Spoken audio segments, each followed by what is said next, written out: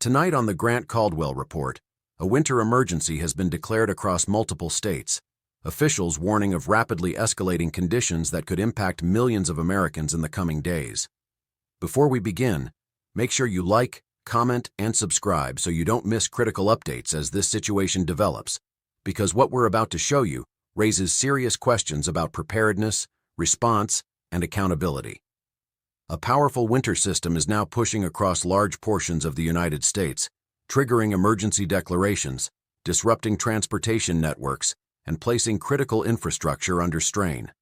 State leaders are urging residents to prepare for dangerous travel conditions, possible power outages, and severe disruptions to daily life. But beyond the immediate weather threat, deeper concerns are emerging about how prepared state and federal agencies really are for large-scale emergencies. Officials confirm that emergency protocols have been activated in affected regions. According to state authorities, resources are being deployed, emergency crews are mobilizing, and public safety warnings are intensifying. Yet significant uncertainty remains about the full scope of the storm's impact, how long conditions may persist, and whether existing response systems can handle sustained pressure. The timing of this crisis is drawing attention. Several states had previously warned about infrastructure vulnerabilities during extreme weather events. Reports suggest some agencies had identified potential risks months earlier, raising questions about whether enough preventative action was taken before conditions reached emergency levels. Transportation shutdowns are already being reported. Schools and government offices in some areas are closing. Emergency shelters are being prepared. Officials say these measures are precautionary, but residents are being told to expect rapidly changing conditions and possible shortages if the storm intensifies. What remains unclear tonight is the scale of the long-term impact. How widespread will the disruption become? How resilient are power grids and supply chains under sustained winter stress? And perhaps most importantly, were warning signs overlooked? In this report, we will separate confirmed facts from developing claims, examine what authorities knew before the emergency declaration, and explore the broader accountability questions surrounding crisis preparedness. Because when states declare emergencies, the public deserves clear answers. To understand the scope of this developing situation, we begin with what officials have confirmed, separating verified information from speculation. State authorities across multiple regions have formally declared winter emergency conditions as a severe winter weather system moves through major population centers.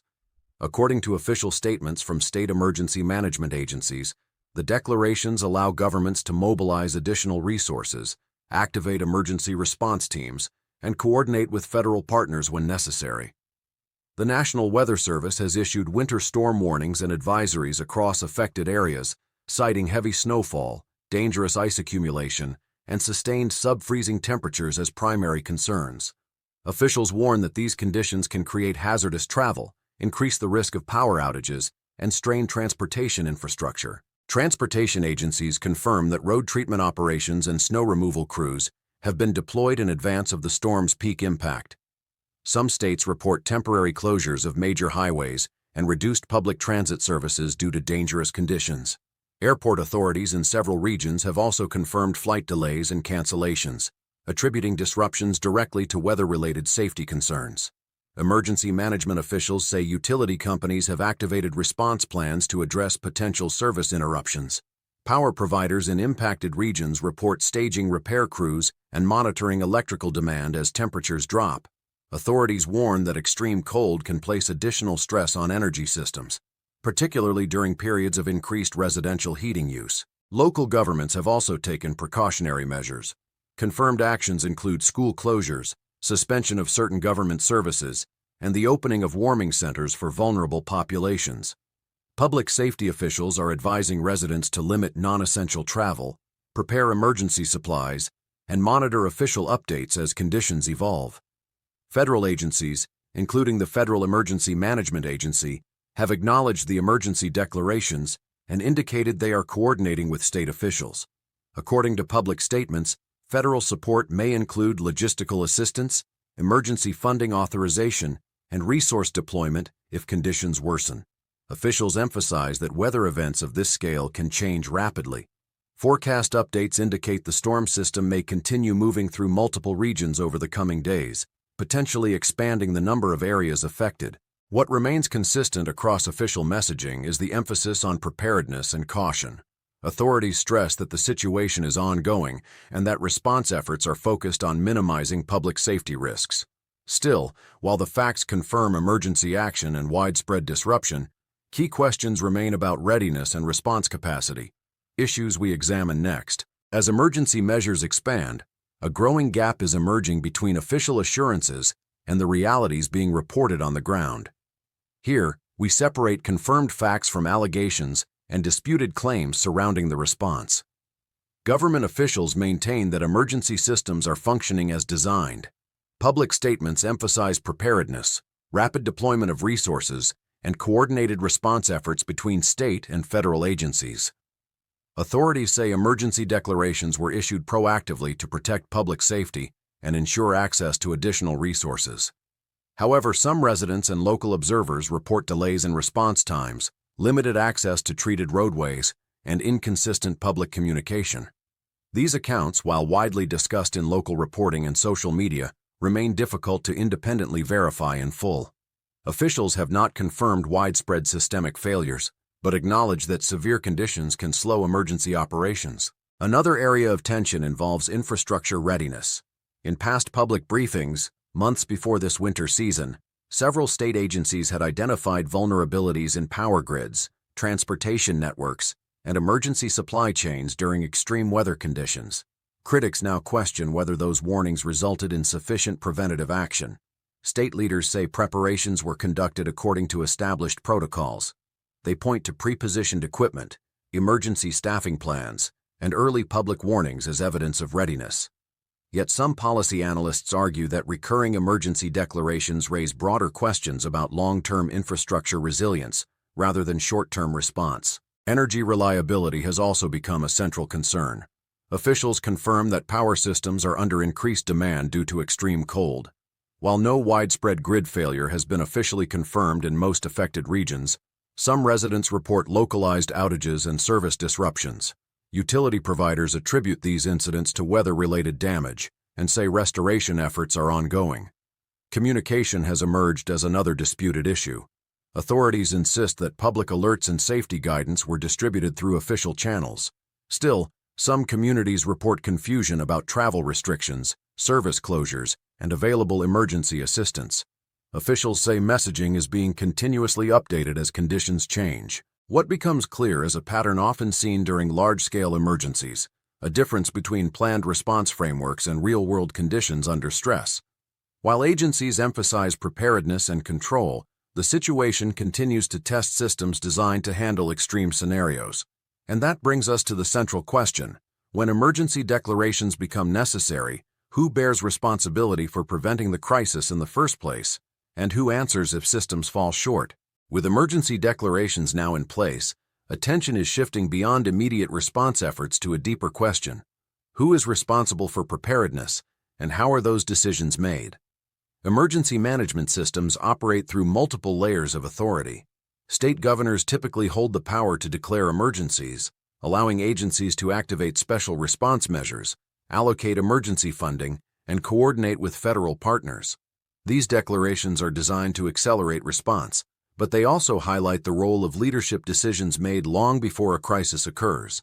Public records show that infrastructure planning, energy reliability oversight, and disaster preparedness policies are shaped through ongoing collaboration between state agencies, regulatory bodies, and utility providers. These institutions determine maintenance priorities, funding allocations, and risk assessments that influence how systems perform during extreme weather events. Critics of current emergency responses argue that repeated crisis declarations suggest deeper structural issues rather than isolated incidents. Policy analysts have pointed to aging infrastructure, increasing energy demand, and population growth as long-term challenges that require sustained investment and planning. According to publicly available policy discussions in recent years, some states have debated funding levels for grid modernization, emergency stockpiles, and transportation resilience. Government officials, however, maintain that emergency declarations reflect responsible governance, not failure. They argue that extreme weather events are becoming more unpredictable and severe, requiring flexible response systems capable of rapid mobilization. From this perspective, activating emergency powers demonstrates preparedness rather than institutional weakness. Another accountability question involves regulatory oversight of critical infrastructure. Utility companies and transportation agencies operate under state and federal regulations designed to ensure reliability and safety. When systems face stress during extreme conditions, responsibility can be shared across public institutions and private operators, creating complex lines of accountability. Emergency declarations also trigger access to federal assistance programs funded by taxpayers. This raises broader questions about resource allocation, emergency spending, and oversight of public funds. When large-scale response operations are activated, the public expects transparency regarding how resources are used and whether preventative investments could reduce future emergencies. At the center of these issues is a fundamental challenge: balancing immediate crisis response with long-term prevention. Emergency powers can address urgent threats, but they cannot substitute for sustained infrastructure planning and policy decisions made over time. As this winter emergency unfolds, the focus on accountability continues to grow. Because beyond the storm itself, the public is asking whether systems designed to protect citizens are being tested or exposed. While government agencies manage emergency operations and officials debate preparedness, the most immediate consequences are being felt by ordinary citizens facing daily disruption and uncertainty. Public safety remains the primary concern. Officials warn that dangerous road conditions, reduced visibility, and ice accumulation significantly increase the risk of accidents. Emergency responders report higher call volumes during severe winter events, as hazardous travel and extreme cold create conditions that can quickly become life-threatening. Authorities continue urging residents to remain indoors when possible and follow official safety guidance. For many families, the emergency has created sudden changes to daily routines. School closures and workplace disruptions affect childcare arrangements, income stability, and access to essential services. Businesses in affected areas report temporary shutdowns due to transportation challenges and safety concerns, contributing to broader economic strain in local communities. Energy reliability is another major public concern. During prolonged periods of extreme cold, households depend heavily on heating systems and stable power supply. Even localized outages can expose vulnerable populations, including the elderly and medically dependent individuals, to serious risk. Warming centers have been opened in several regions to provide temporary shelter for residents without reliable heat. Supply chains also face pressure during severe weather emergencies. Transportation delays can disrupt deliveries of food, fuel, and medical supplies. Officials say there is no confirmed widespread shortage at this time, but residents in some areas report limited availability of certain essentials as demand increases and travel becomes more difficult. Financial impacts can extend beyond the immediate emergency. Repair costs from storm damage, lost work hours, and unexpected expenses place additional strain on household budgets. Insurance claims and recovery efforts may take weeks or months, depending on the severity of the storm's impact. The psychological effect of emergency conditions should not be overlooked. Repeated crisis alerts and prolonged uncertainty can increase stress and anxiety within communities. Public trust in institutions can also be affected when residents perceive gaps between official assurances and their lived experience. Authorities emphasize that emergency measures are designed to protect the public and reduce long-term harm. Still, the experience for many citizens highlights the real-world consequences of infrastructure resilience, policy decisions, and emergency preparedness. Because when systems are tested by extreme conditions, the impact is measured not in policy statements, but in how effectively communities are protected. As this winter emergency continues to unfold, several facts remain clear. Multiple states have declared emergency conditions. Government agencies have activated response systems. Severe weather warnings remain in effect, and officials continue urging caution as conditions evolve. But significant questions remain unanswered. How resilient are critical infrastructure systems under sustained extreme weather? Were earlier warnings about vulnerabilities fully addressed? And as emergency resources are deployed, how will leaders ensure transparency and accountability in both response efforts and future prevention strategies? Officials say response operations are ongoing and conditions may change rapidly in the days ahead. Authorities advise residents to monitor official updates, follow safety guidance, and prepare for continued disruptions where necessary. We will continue tracking confirmed developments, policy decisions, and recovery efforts as more verified information becomes available. Because when states enter crisis mode, the public deserves more than emergency declarations. They deserve clarity, preparedness, and accountability from those in power. This is the Grant Caldwell Report. Subscribe for updates. We follow the facts.